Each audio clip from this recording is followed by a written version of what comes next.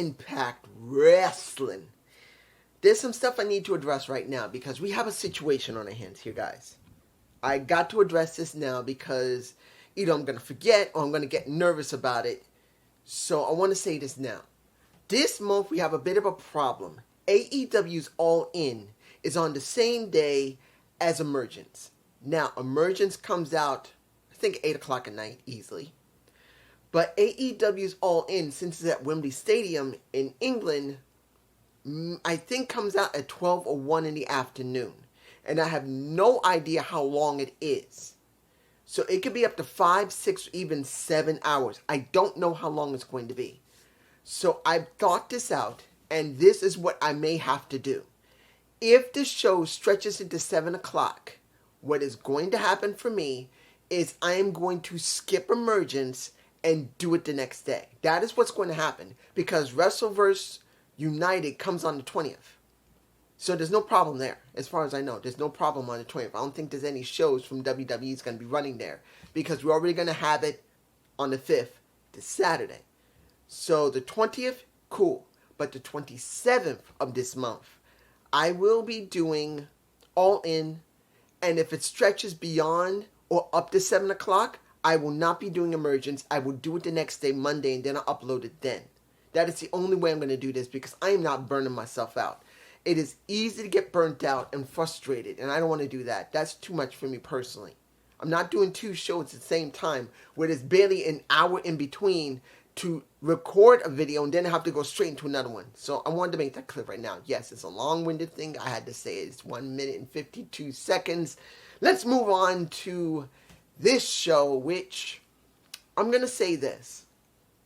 I wish, because I'll say this. Production is a little better. Sound was a little off, like in the very beginning of the show. But I wish they would add a third cameraman. If you saw this show, you saw that the guys, and they're the same guys they normally have. There's one here and one here when you see the ring. Here's the ring. And you see them like this. They barely move. And when they move, they only do this. And a lot of times, they're not in the right positions. They don't go around the ring. And when they should, they do this. And worse yet, whenever they do this, they do it wrong. So what is really needed is a third camera to solve this problem. Because, admittedly for me, the show wasn't bad. I could see what was going on generally in the show and the matches. But I'm kind of tired of seeing guys' backs all the time. If you're tired of seeing how the cameramen are catching people's backs almost all the time, tell me below. Because I saw a lot of backs. AEW doesn't have that problem.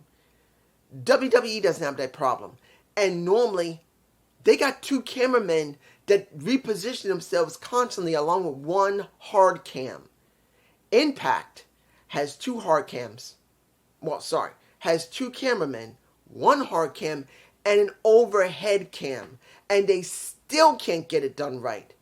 I can't believe this. That they don't understand how to do camera work. Now, I'm not saying Impact and WWE don't have their issues where they do the same thing. But WWE doesn't do it as much. AEW doesn't do it as much. Impact still can't get it done right. Now, I want to make it clear. Anyone says below they can never get it right, tell me how you saw it when they didn't get it right. Because I don't want to hear you say what I've said. Not saying you're repeating me, but come on. I want to hear you interact a little more. Let's move on to the very opening of the show. We got Trin and we got Deonna Purrazzo. Trin came out and repeated what she did last week. Now, I don't know why they did that. Oh, wait. Before I get started, I got to say this. While this was going on, I was looking for Jesse. I was looking for Jesse from when you look at Off the Script. And when you, not Off the Script. When you see JD and Jesse. Jesse said on this week's Dynamite, the day recorded last week, he did 2 shows. Now, I think I saw him. I think he was wearing a gray shirt. And he was sitting somewhere where it was a little bit far away from the... it's kind of hard to say where exactly he was. I thought he was wearing blue shirt. But then I saw somebody that looked like it could have been Jesse. So he looked like he was wearing a gray shirt. So when you see the hard cam, look to the right, and there'll be a turnbuckle that's blocking some guy's face. But you can see it's a black man wearing a gray shirt. That might be Jesse. Now, we did get Trin pretty much repeating what she said last week, saying that she's happy to be champ, and she almost gave up being a wrestler. Flat out, she had been so disheveled because she didn't say WWE. Let's make this honestly clear. Trinity Fatu was ready to quit. I knew for years she needed to leave WWE, and I've said it more than anybody, that it was time for her to go. And she made the right choice to leave along with Mercedes. Maybe she was one that said to Mercedes, let's go. You never know. She might have said, girl, it's time. We're done. Let's just hand these titles in. Let's both go. Maybe it's possible Trin that said that, not just Mercedes. Or maybe they agreed at the same time. But she made it clear, I was ready to go. But Deanna came out. And pretty much, they kind of repeated exactly the same thing they did last week. Now, that kind of upset me. Why did you repeat this last week? You did this last week, and then you do it again. Just so you can set up a tag team match with the Coven. Because after Trin said what she needed to say, after what Deanna said, that I'm not going to quit, because she's still rubbing it into Trin's face that she quit WWE. But then the fans kept repeating to her she tapped out, and she said, I understand it, but I didn't tap out. So she made it clear before the Coven came in that I will not lose twice. Now there's a good chance she may lose twice. But once the Coven came out, I'm going like, really? You didn't have a better segment for Trinity or for Deanna Purrazzo? I'm not too happy about that. But there was a good match that came from it. Look, I'm not glad the way they got there. I'm going to make this clear. But I cannot deny that they're opening the show with the women. And this is the one thing I want people to understand. Yes, Deanna and Trin won. There's no denying it. But you must exist. How can I say this? Exist. The existence of women's pro wrestling in Impact is way more prevalent than WWE in AEW. I'm sorry. I love Hiro Kushida. I do. I actually think she's a good wrestler, and she speaks well, and she's cute as hell. I would marry her if she let me have her. But let's be honest. The way they booked Hiro, how they booked Toni Storm, how they booked Saraya, how they booked even the one that should have been the current champion from the Owen Hart's Owen Hart's tournament should have been Ruby Soho. I think she deserved it. They needed to do something with her, and she didn't get that I'm not against what happened with, look, Willow, I love Willow. But I think Ruby should have won. Ruby Soho should have won. But you can see the difference between the booking in WWE, which sucks, the booking in AEW, which is better, but is not great either. It is not good. And you got a lot more women than Impact. But Impact, yes, they don't always get it right. And I critique it a lot. But I appreciate that Impact Wrestling shows the women more prevalently. Let's make it clear, they do. Look what happened after that was done. We got a chance to see Courtney Rush and Jessica again with Steve trying to get a tag team match. And Steve's trying to talk to them, saying, look, I need to know what's going on with Rosemary. She let you have control. I want to know why. And you may not like the weird character development of Courtney Love. Not Courtney Love, Courtney Rush. I call her Love. Courtney Rush. Or Jessica for that matter. But you got way more than what you get over in AEW. When is the last time you saw caricatures of any character over there? Where they're playing a character. Where they're joking around. Or when they're being serious. Look, even Alicia Edwards is getting a moment dealing with Trish. Not Trish. With Tracy Brooks. My mistake, not Trish. Because I'm thinking about Trish Stratus. That's about to happen it's SummerSlam. It ain't going to be great. I don't know if that's going to be a good match. I don't know.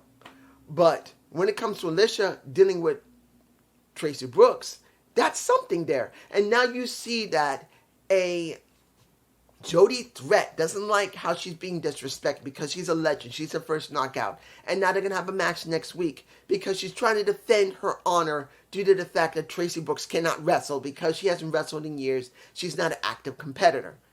I'm not saying that's great booking, but it is booking. We now have 3 segments. We got the first segment of the show with the emergence 2 competitors. We got the people who want to get the tag titles back. Eventually, we will be seeing the MK Ultra. We are getting something with Alicia. We're going to do something with Jody Threat. That's something. I'm just saying. Moving on. We got Alan Angels versus the... You know what I'm watching here? It's simple. Why didn't you stretch this out? Why didn't you make this a battle of the... What can I say? The rock and rollers. Why did you say Alan Angels is a true rock and roller of Impact Wrestling, but the Heath is a true rock and roller of Impact Wrestling? Why didn't you make something out of it, Impact? Why didn't you book it that you stretch this out? Each one of them trying to show how much of a cool rocker they are. Not just because they love rock and roll, but the way they look. Maybe trying to do some music. Maybe trying to outdo each other in matches. Why did you end it so quick? And this is not about if this will be an incredible feud. It's just about 101 booking. You got 2 guys with gimmicks. They both act like rock and roll wrestlers. Why not do something with that? I don't know why they didn't go there. Why didn't they go there with 2 guys that claim they're rock and roll in their heart and soul, and they're true rock stars of Impact Wrestling? I don't know why. Now, let's move on because you already know Heath won, but let's move on to the match that didn't even last very long. That's Jake Something versus Davey Vega. I had to say his name because he deserved it because he put over Jake Something big. He was annihilated. There was nothing left of Vega after Jake destroyed him, saying, "What's my name?" And he did that longer than the damn match. He destroyed Vega. So that means they really begin to push at Jake Something, hopefully into the main title picture. Digital Media Championship match, a triple threat. I don't know why I didn't save this for the 20th. I don't. Why didn't they save this for WrestleVerse United? Or maybe save this for Emergence. I think they should have saved this for Emergence. Yep. When I get upset, I botch people's names and I botch stuff I say. Uemura, Kenny, Joe should be left for Emergence. Or better yet, WrestleVerse United. Why not do it there? Why not build into this? Do more segments in the ring. Why not do the stupid thing with the Titantron with Uemura? Why not do the stupid thing again with Kenny King? Why did you stop Impact? Why did you just want to get it over with? Because what? You got so much going on with WrestleVerse United and Emergence. There's no room for the Digital Media Championship match where it's a triple threat. It's only 27... Well, actually, what's today? Today is the 3rd. It's only 24 days away. You couldn't wait? I'm just saying. You know who won? Kenny won. Let's move on.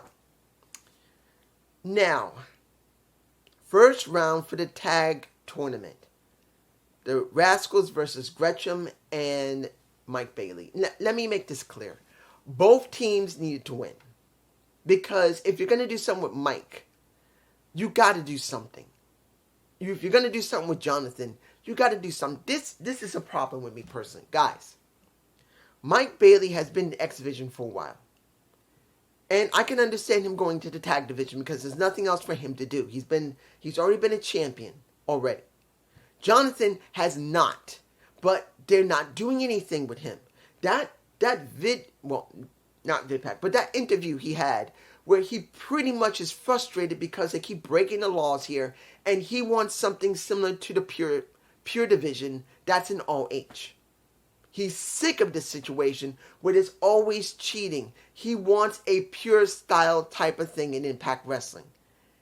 And the kicker here is that Impact could pull something out like that. The only thing they have to do is set up some type of division or some type of clause, something.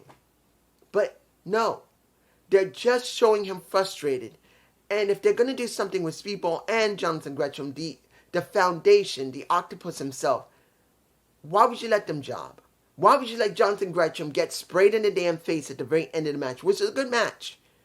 And where I say again, I wish I had a third cameraman because the camera wasn't that bad. There was very little zooming in and out, and it wasn't that close up, but we're seeing a lot of backs because the guys who are running the cameras, like this and this, they're not moving much. They're staying in the same spots, and the hard cam is only doing the major work. And that shows you that someone realized, I think, at least in these tapings, the cameramen don't know what the fuck they're doing. They keep zooming in too much, make them stay exactly where they are, and do very little zooms on the lens. But here's the problem when you do it like this, with a hard cam, that's it. You see a lot of people's asses, and you see a lot of people's backs. And it's where a third cameraman would come in handy right now. I'm just saying. But you get my point. Now,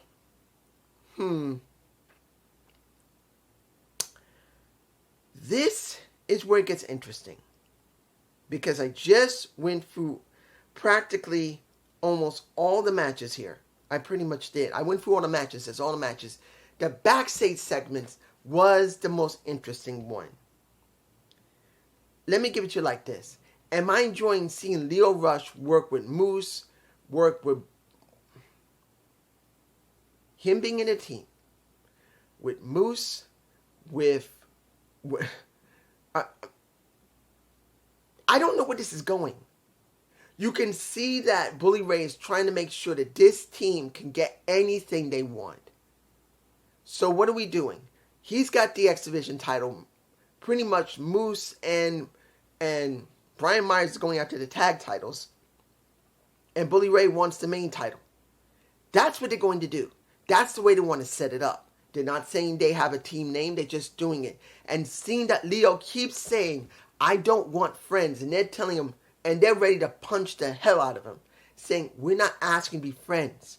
We're telling you we're being a team so we can get what we want. You got what you want. They didn't say it, but you got what you want.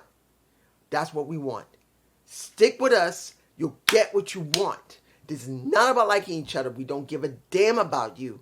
Just team with us to get us what we want. So this is what the situation is. We currently have pretty much Subculture as champs. And we pretty much Alex Shelley as champ. So what we're going to get with Moose and Brian, we're going to have them going after the tag titles, and pretty much Bully wants the main title. Unless he's going after the Digital Media Championship, which he's not.